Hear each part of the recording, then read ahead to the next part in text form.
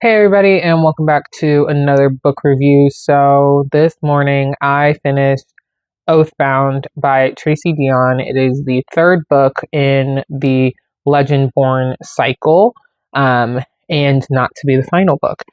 So initially, I believe the idea was that it was just going to be a trilogy, but it has been decided that it will not be a trilogy, which is a good thing because the cliffhanger.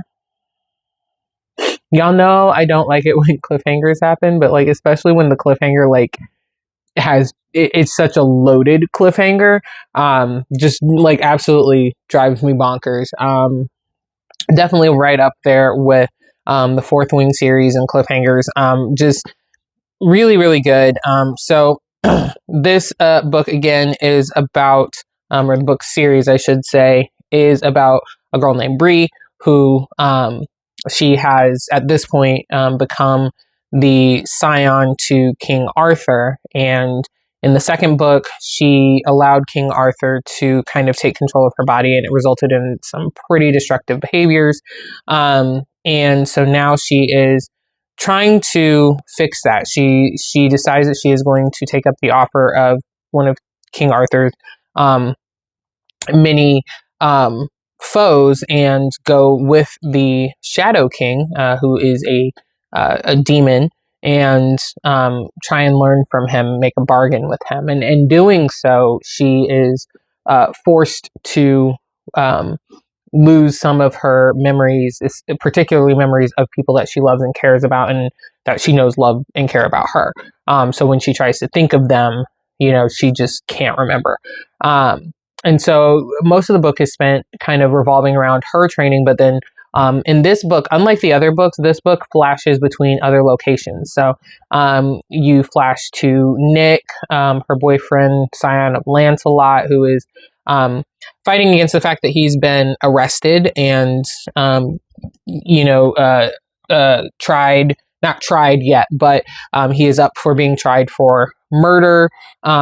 And then you follow a little bit with Selwyn, who is the king's maid. She's the person that is supposed to protect the king, who initially he thought was Nick, but is actually Bree. But the issue is that Sel had consumed some of Bree's magic, which he is not supposed to do because that sends him into a state of demonia, as they call it, basically allowing the small amount of demon that's inside of him, because he's a Merlin, to completely take over. And so you spend some time kind of with Sel trying to follow what Sel has done, and his mom comes back. We think the mother is dead, but turns out she's not. And so she is trying to help her son with that. So you spend a lot of time kind of all over the place in the first half of the book, and in the second half it really kind of goes back and focuses on Bree because they all wind up back together. We also get introduced to some new characters. We've already been introduced to the character of Erebus as kind of the lead Merlin, as part of the Legendborn circle, but turns out that he is actually the Demon King. And so when he is training Bree, he introduces her to some twins who are what they call balanced cambions, which is basically just saying that they're half demon, half human. And he's been training them, and just kind of the process of Bree getting to know them a little bit, but then also Bree really kind of befriending the girl of the two. So it's Elijah and Zoe, or Zoel. And so Bree and Zoel become very close friends, through a lot of their trauma, I think. So there's that piece of it. And then on top of all that, there's also a little bit of this kind of undercurrent of there are these girls who are root crafters, which I think I mentioned in the other video, that there's different branches of magic, basically. And so Bree is actually one of the mixed people. So she comes from the Legendborn line of magic, which they just kind of call Mage Flame and stuff. And then the African American form of magic, which is called root crafting.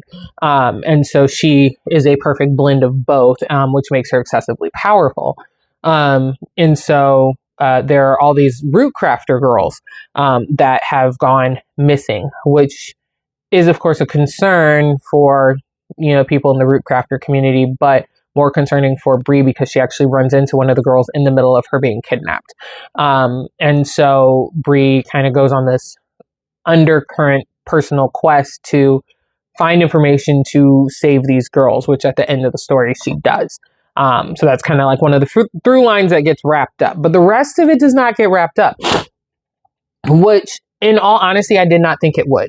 Like just the way that the story was going, like we were halfway through the book, I was halfway through the book and I was like, this is not going to get wrapped up in this book. There's got to be another book. Which Tracy Deonn has already said that she is planning on writing another book, at least one more book.